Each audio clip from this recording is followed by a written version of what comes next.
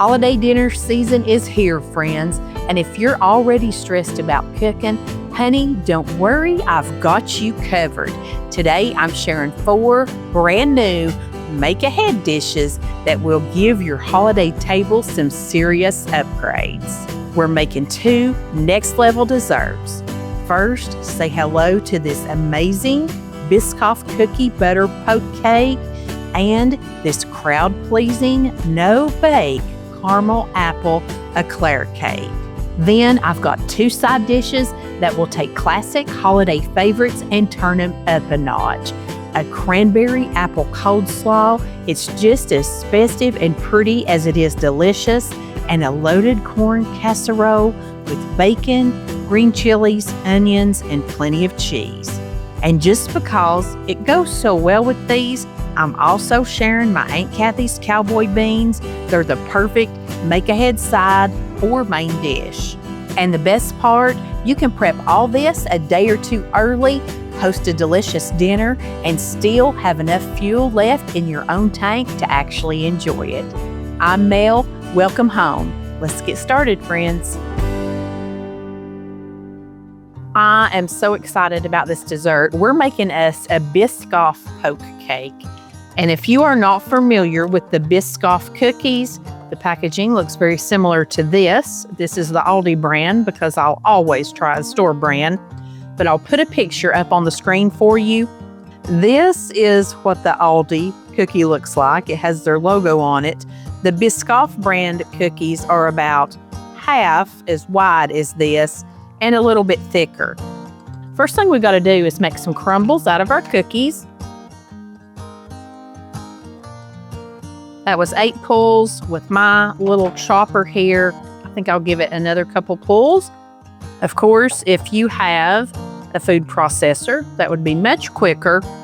I used 4 of the Aldi cookies. We're trying to get us about half a cup, and that is working better. Yeah, 4 of those cookies is going to be about half a cup of cookie crumbs. I bet if you had Biscoff, you would need to use 8 of these. Sorry, that took a little explanation there, but now we're cooking. Got a cake mix. This is just a classic yellow cake mix, 15.25 ounces. Gonna make it according to the package directions, which is a half a cup of oil and a whole cup of water. 1, 2, 3 eggs, and our half a cup of crumbled cookies. Now, I'm just going to get all this mixed together very well. Now, I've got a 9x13 cake pan. I'm just going to spray it with a little bit of this Baker's Joy. It's like greasing and flouring your cake pan all in one. Then I'm going to turn my cake batter down into my pan here. Just going to get it all spread out. You can see the little bits of cookie in there. I'm going to put this in a 350-degree preheated oven. Going to bake this for 28 to 30 minutes, just like you would a regular cake, where when you test the center with a toothpick, it comes out clean and your edges are kind of set. Now is a very important step. We have to let this cake cool completely before we do anything else with it. So I'm just going to let it sit here and cool for an hour or 2. Now that my cake has cooled, I'm taking a wooden spoon and I'm going to use this end to poke holes in it. And I used to just poke just like this.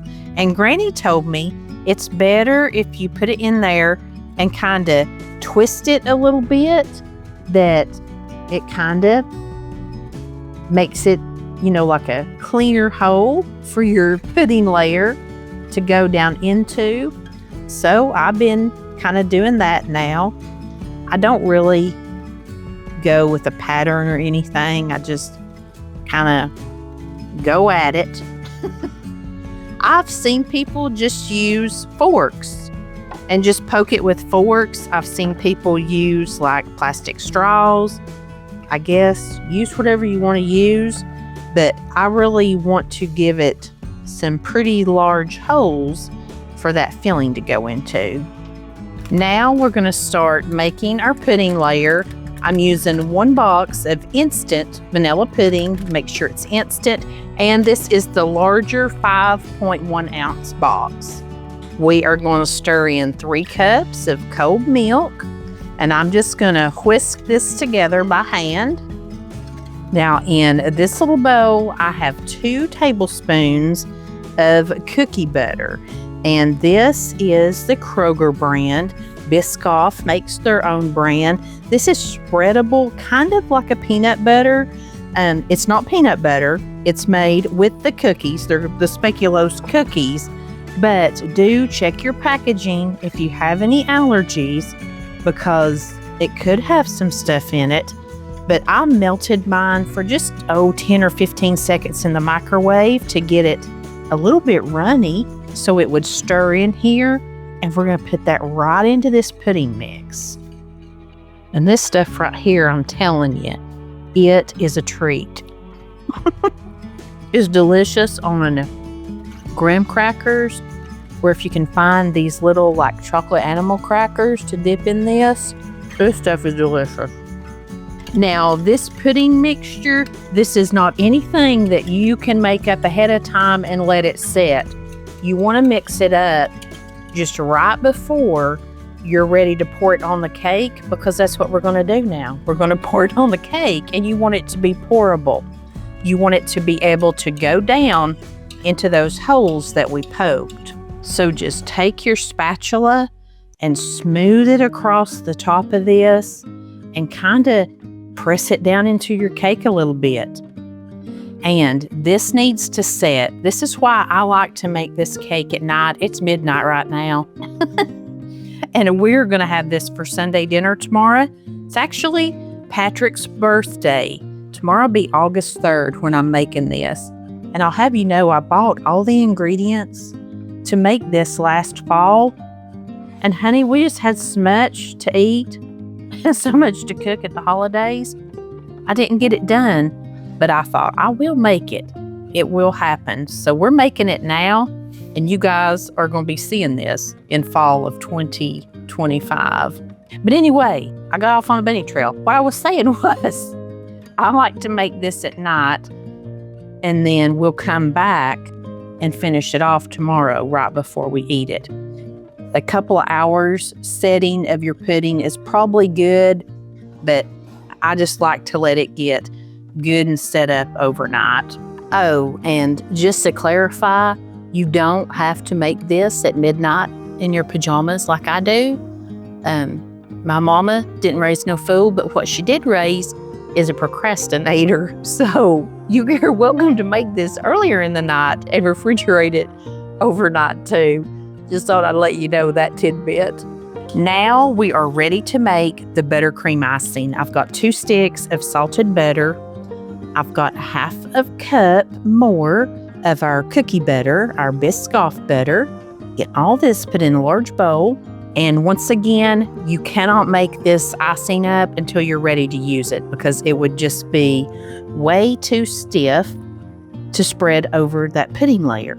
And we're going to cream this butter and Biscoff butter together until it's well combined. And did I mention my butter is room temperature? I've had it setting out all morning. Now we're going to add in our powdered sugar. I'm using a total of 2 cups of powdered sugar, and I'm just going to put it in about half a cup at a time and let it get combined. Now don't add more powdered sugar than this, or again, it will get too stiff. You won't be able to spread it over the cake. And again, this step, you cannot do it ahead of time. You don't want to make your icing until you're ready to put it on the cake, or you won't be able to spread it over that pudding.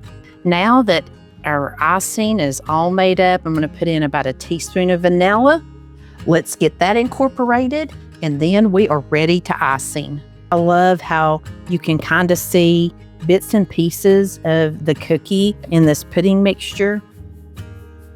And this buttercream, it is so delicious, friends. It's so good. I mean, buttercream is good on its own. How much better is it with just a little bit of Biscoff butter in it? I mean, it don't hurt a thing. It's really spreading nicely. That's due to letting this cake sit for a good long time with the pudding top on it. When I'm icing a cake like this and I have a layer like this underneath it, I always kind of start in the middle and work my way out, and then I'll come back in and get the last little bit of icing and put it around the edges. I always like to just give myself just a little bit of cushion right here. Then I can kind of clean up any little mistakes I might have made. And people are always going to be so surprised when they don't know that there's like a really yummy cold pudding layer under here. Okay, I'm going to smooth it out as best as I can, and we'll decide how to decorate this. I decided just to crush up some more of these Biscoff cookies and put it all over the top of the cake. And I want to leave a couple of them intact to also decorate with. But hey, you can just do this however you want to. And this little chopper, it works great crumbling up these cookies just as good as my Cuisinart little food processor did before it bit the dust. Friends, this cake is amazing. This one screams fall. This needs to go on your Thanksgiving table. You need to be making this. You can taste the cinnamon through and through with the cookies. You've got the cookie butter in the buttercream icing. Oh mercy, that is delicious. You have the cookie bits of pieces all through the cake. You've got the cold pudding layer. I topped it with some Cool Whip, and then I just stuck a cookie down in there to make it cute too. But man, I can't tell you how good this is. And I love crumbling up the cookies on top of it because you've got cake and then you've got smooth pudding. And I want you to look how thick that cake is. And where we poked the holes in it, the pudding goes down through it. You've got that cool layer. Then you've got another cool layer that's a little bit thicker with the buttercream and the crunch on top. Oh gosh, I can't tell you how good this is. If you love cinnamon, if you love the Biscoff cookies, if you don't even know what I'm talking about when I say Biscoff cookie, honey, you have got to get you some cookie butter and some speculoos cookies and make this. You will be so happy about it.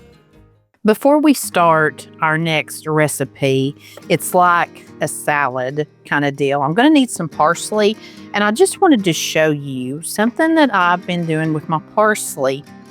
And really, I think this works for any fresh herbs. When you buy it from the store, you get a lot. It's not super expensive. It comes all bunched together. I'm one of those people, I have to take mine apart to wash it. I mean, I want every leaf washed, and I've had it laying out here to dry. Now I've kind of got it bunched back together, and I'm cutting the stems off best I can. Now I'm just going to start dicing this parsley up, and I'm going to freeze most of this, and it'll last about 3 months in your freezer. Something that I read about parsley here recently is that it's very good for you. And while I'm not going to make me a salad completely out of parsley, I do like it. And I like to top pretty much anything that I cook with a little bit of green something. So why not use parsley, right? I mean, look at this pile of parsley I got for I think it was $1.19. Then I'm just going to put it into a little airtight Tupperware container. And something that I found with chopping up herbs like this, if you sprinkle them about, toss them a little bit, your stems will just kind of fall out to themselves and you can pick them out. Now, am I going to get every stem out of here? No. But I got that much out of that little handful. Nothing wrong with the stem, but if I don't have to eat it, I'm not going to. I pulled out what I need for today's recipe. And then, look here, I've got this much. Just going to put it right here in the freezer, ready to pull out when I need to use it. And the recipe we're making, it's like a coleslaw, but I think it's going to be more actually like a salad. It's a cranberry-apple coleslaw. And I'm using 2 Honeycrisp apples. I'm leaving the peel on them because I think it's going to be really pretty in the salad. And I'm dicing them up in very small pieces. I just want little tiny bites of apple along with our cabbage. I'm taking a shortcut and I'm using this angel hair coleslaw. I love this to make any coleslaw out of. It's chopped very fine, and if I'm making regular coleslaw, I would chop this even finer with my little chop, but I want this to have a little bit more of a body to it. That's a 10-ounce bag. I think I'm gonna use about half of another bag. We want about 6 cups of cabbage. Now I'm gonna take the apples that I've diced and I'm gonna slide this right in here with my cabbage. That's a lot of apples. That's gonna make this really sweet. And I can't wait to make the dressing. It's gonna be tangy and sweet. I'm gonna be using some dried cranberries. I'm gonna put about a cup of these in here. Now, you can also put nuts in this recipe. You just wanna chop them up really finely. You could use sunflower seeds. Pumpkin seeds would be very, very festive right now. Last cranberry was stuck. You know what? That's all that's left in my bag. I'm just gonna put them in here too. And if you're using nuts, I'd use about half a cup. And here's about a 1/4 cup of that parsley that I chopped up. And I'm gonna chop this up even finer. Really want it to be able to get spread all throughout this slaw. Now, let's put it in. Now, in a separate bowl, we're gonna make our dressing. I'm starting with half a cup of mayonnaise, a 1/4 cup of apple cider vinegar, and I'm using 2 tablespoons of honey. You can definitely use maple syrup if you don't have honey, 1 tablespoon of Dijon mustard, and I'm using 1 teaspoon of celery seed. You could definitely use celery in here or even some bell peppers. Now let's give it a little bit of salt, probably about 1/4 of a teaspoon, and about the same amount of black pepper, really just to your taste. I'm gonna start to mix it up here. Then I'm gonna bring my whisk out and get all of this really combined well. Now I'm gonna pour our dressing right over the top of this. And I'm just gonna begin to combine all these ingredients. Now, there are so many ways that you can customize this. We talked about different nuts you could put in here. I'm not doing that because one of my daughters has a nut allergy, but you could use, like I said, pumpkin seeds, sunflower seeds. In our dressing, if you're like a spicy lover, you could put you a little bit of cayenne pepper or some red pepper flakes in here, some chili flakes, and give it a little bit of a tang. But I think this is just going to be perfect alongside a Thanksgiving dinner. It's going to be a little bit tangy, a little bit sweet, and I think it'll go with exactly the vibe that we want this fall. This one definitely needs to sit, oh gosh, at least an hour, but I'm going to let it go overnight. I did sneak a taste. You know, I had to do it. I'm liking it already, but I think I'm going to like it even more when we eat our meal. This little slaw exceeded all my expectations. The family really loved it, and I was not sure if they would because sometimes, especially at the holidays, they're going to want the familiar things that they always have. But I tried this one out on them early, and everybody loved it. It's tart, it's tangy. One thing I will say, you can make it a day ahead, but after about 2 days, those cranberries, the color of them tends to bleed into the slaw, but it just tastes better and better. And again, it'd be perfect any time of year. If you've watched me cook for very long, you've probably heard me say, oh friends, I wish that you could smell this. It smells so good.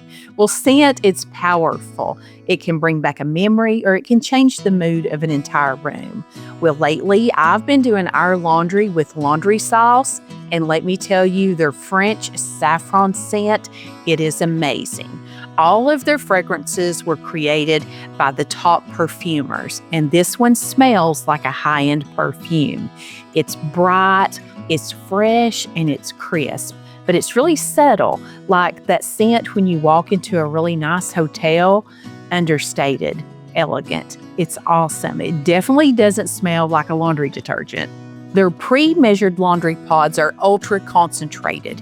They work even in cold water. That's all I ever wash in. And they work in both top loaders and high efficiency machines. And they use a bioenzyme blend. It really gets the stains out. They're free from parabens, phosphates, dyes, and more. Laundry Sauce also puts in a lot of hard work behind the scenes to make their products responsibly. On their website, you can even see a green score that shows the sustainability of each fragrance. And I love the in-wash scent boosters, especially on our sheets and towels. They have a continuous releasing fragrance, makes that scent last even longer. And they're safe on any fabric and at any temperature. And their dryer sheets, they smell so good. I've been known to stick one under the seat in my car, but they're really great for static cleaning and softening your clothes, and they're free from any harmful chemicals too.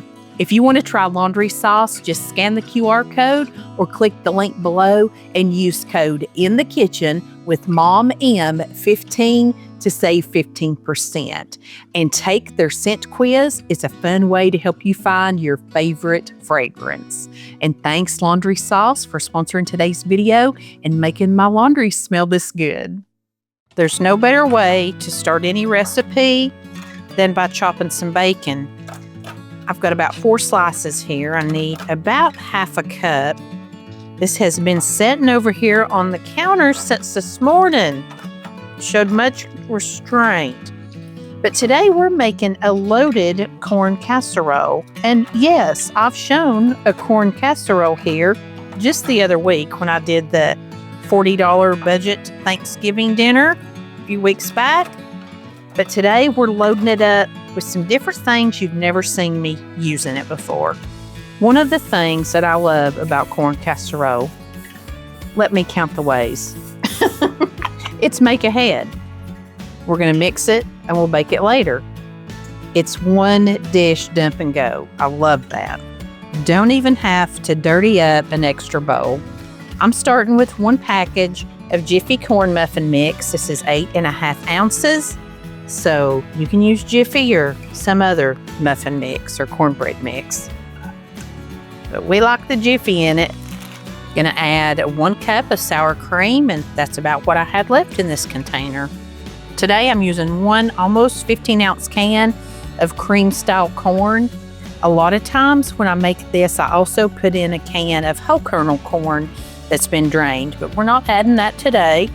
I'm using 1 4-ounce can of green chilies, and I did drain them. And if you don't have one of these little handy strainers, you need to go to Walmart or hit up my shopping tab or my Amazon storefront. Grab you one. This is a handy little thing. You want about a cup of cheese total for this recipe, but we're going to use half of it in our casserole. I'm choosing to use a mozzarella mixed inside of the casserole. Before we bake it, I'll put some cheddar on. It's really pretty against the color of the dish. Put in our bacon. I don't normally put green onions in here, but we're doing it. We're going to use about a half a cup of some diced green onions. I just chop my green onions up all at once when I get them from the store. I don't freeze them like I do my parsley, but they keep really well in the fridge like this. We're going to crack in 2 eggs, put 1 on each side. And today we're only using a half a stick of melted butter. Most of the time we use a whole stick. Now let's just get it all combined. This, I'm so excited to see what the family thinks about it. It's such an upgrade on a regular corn casserole. And again, it's so easy to customize it. You could use jalapenos and pepper jack cheese in place of the diced green chilies. If you want it a little bit spicier, you could add bell peppers into this. A red bell pepper would really be pretty in here, wouldn't it? You could make this a main dish. You could add some shredded rotisserie chicken or some cooked up sausage. Some shredded barbecue would be good in here, wouldn't it? Ham, just turkey, anything that you've got. You could put it in here and make this like a big 1-dish dinner. At this point, I'm going to cover it with aluminum foil and stick it in the fridge. Now tomorrow, before I bake it, I'm going to preheat the oven to 375 degrees, and I'm going to set my casserole out at least 30 minutes. Sometimes I think I forget to tell you that when you make something ahead. Let it come up a little bit temperature before you cook it.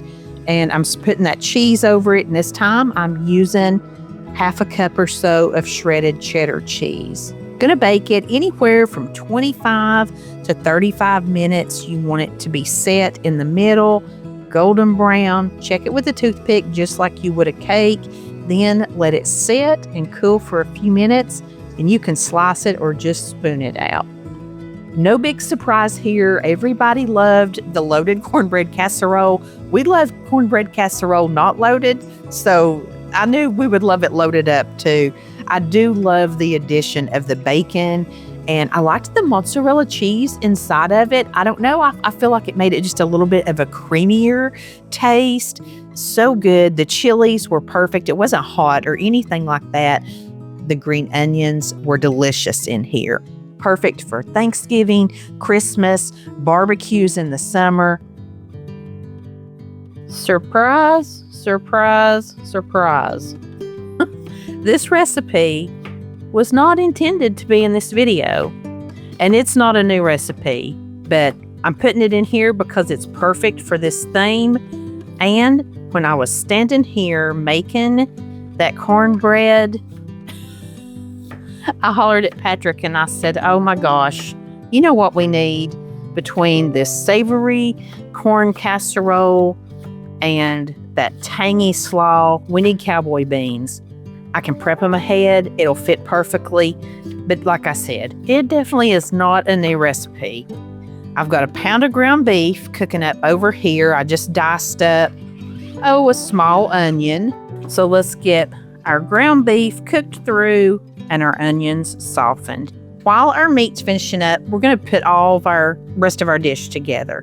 I've got a 2-quart oven-safe dish that has a lid, like a bean pot or a little Dutch oven or something like that. And I'm putting in a 28-ounce can of pork and beans.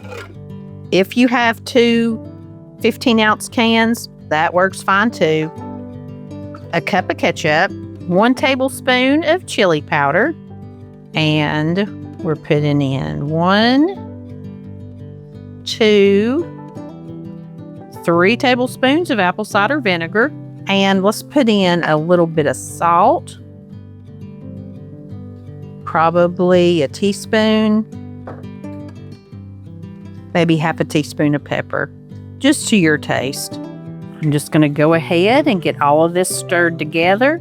My meat is almost done over here. And I'm just going to take a paper towel and blot out the extra grease that was in my hamburger meat here.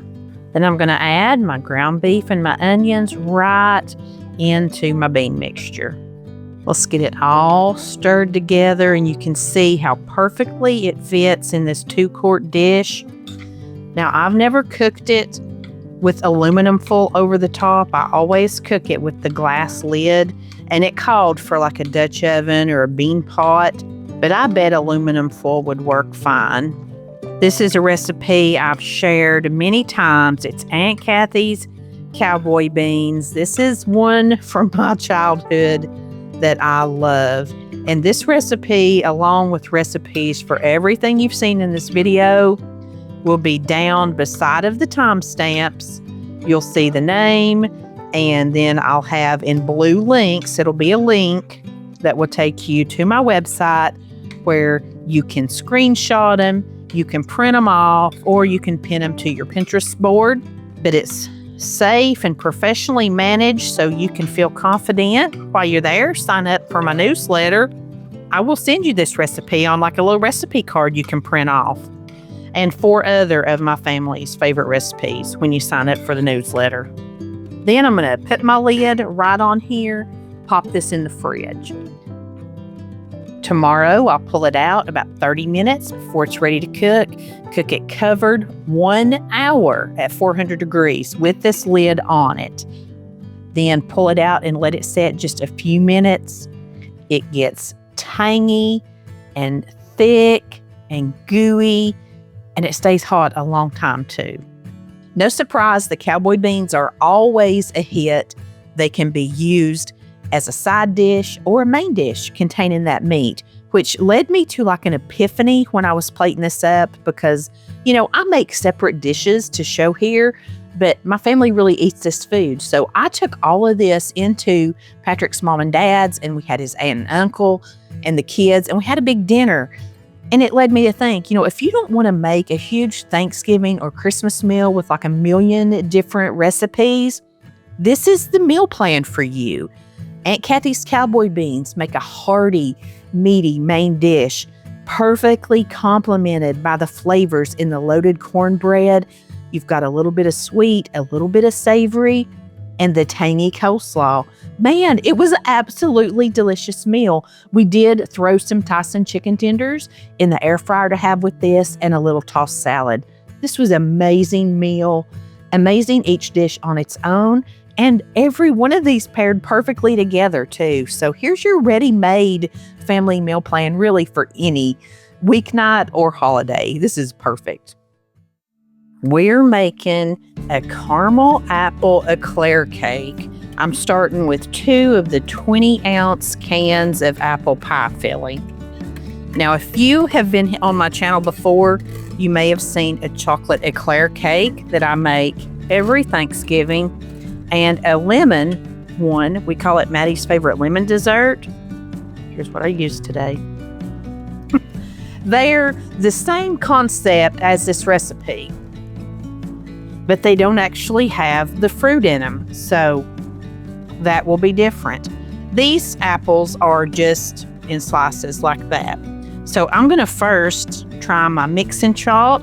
Oh, it works perfect. I'm just going to get all of these chunked into bite-sized pieces. If you have some kitchen scissors, you could just stick them down in here and go to town, or, whatever you need to do to get them chopped up. I chose a really big bowl for this because I wanted to be able to spread my apples out like this and really get to them. Now, right into this apple pie filling, I'm going to put a teaspoon and a half of pumpkin pie spice. I like to use pumpkin pie spice because it has all the good stuff in it. It's got cinnamon, it's got cloves, it's got nutmeg, ginger, and allspice.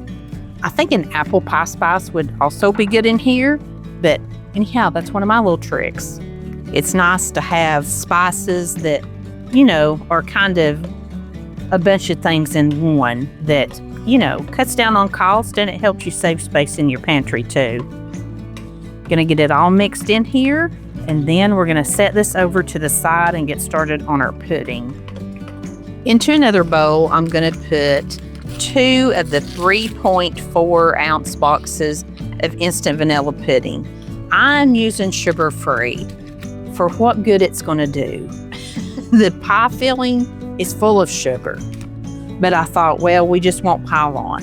And speaking of piling on, we're going to use half a cup of powdered sugar. See what I mean? We're going to cut it where we can. Then I'm going to whisk in 2 cups of milk. Just going to get this all combined. I don't ever even pull my hand mixer out for these because they come together so quick. And this recipe, like I said, it's very similar to the chocolate eclair and the lemon one I make, but the ratios are different for some of these things because we've got the fruit filling in this one. So be sure and check the recipe. See how quickly it thickens up. Now we're going to add in 8 ounces of thawed whipped topping, also known as Cool Whip. Again here, I'm going to use the 0 sugar. We're going to do what we can do, okay? As I begin to stir that around, I'm going to add in a teaspoon, and honey, that looks like about all I've got left in here, of some vanilla extract. Now, let's just continue to fold this together. Got a 9x13 baking pan, and I have sprayed it with a little bit of oil, and I'm going to cover the bottom of this with graham crackers. Just break them however you need to make them fit. And I'm using cinnamon grams because, hey, this is like apple pie stuff. Cinnamon's going to be perfect in here. Now we're going to take about half of our apple pie filling, and the spice mixture, we're going to put that right over top of the graham crackers. I'm just getting it scooped over with a large spoon so I can kind of, make sure I'm using about half of it. Then I'm going to spread it out over these graham crackers evenly as I can. And this doesn't need to be a very thick layer, just thinly spread it out. Now we're going to take about roughly half of the whipped topping and pudding mixture, put it over top of our apples. Look how fluffy it gets. I love this layer. And we're just going to gently spread it right over our apples. All right, we've got that layer done. Now, you guessed it, we're just going to repeat this process, starting with another layer of graham crackers.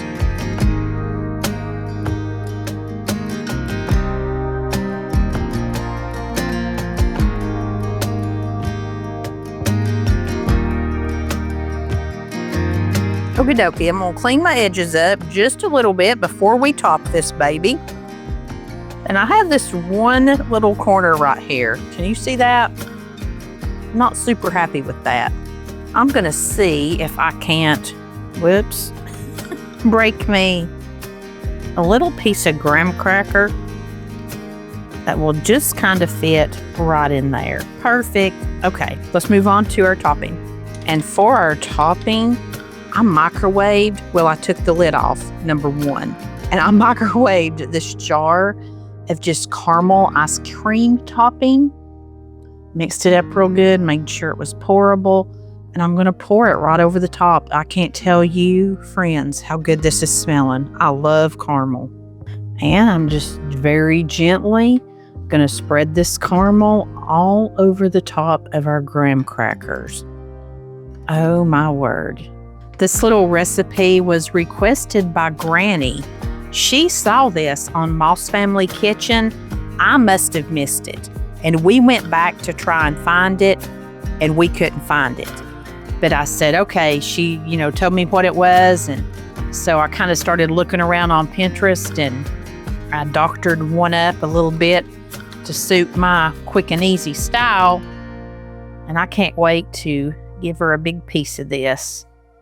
Now, all that's left to do is to put the lid on it. We're going to put it in the fridge. Cakes like these are best if you let them sit overnight. And this thing is heavy. It's heavy. Friends, need I say more? This was the star of the show. Everybody went crazy over this. It is over the top sweet. A little dab will do you, as they say. It's perfect with a cup of coffee, but it's like apple pie, but it's cold and it has the pudding. If you love cinnamon and apples, you're gonna love it. Now, granted, it is kind of hard to make this look pretty when you serve it up. The apple pie filling in there really permeates into your cinnamon grahams, and it doesn't always stay together just perfectly. But honey, they ain't nobody gonna complain. And I can't tell you, this is good. This one is good. You're gonna love it, and this will be a hit anywhere you take it. I want to wish you a very happy Thanksgiving. I hope that my videos help you out in the kitchen, but more than that, I hope that they always leave you feeling happy and glad that you spent some of your time here with me. And as we enter into the holiday season, I just want to remind you, it's really not the menu that matters. It is the people that you share the meal with and the spirit in which you serve it that makes it special. I'll see you back here next week before Thanksgiving, but I just wanted to start the holidays on that note. And as always, I send you love from my kitchen, and everyone here is so thankful for you.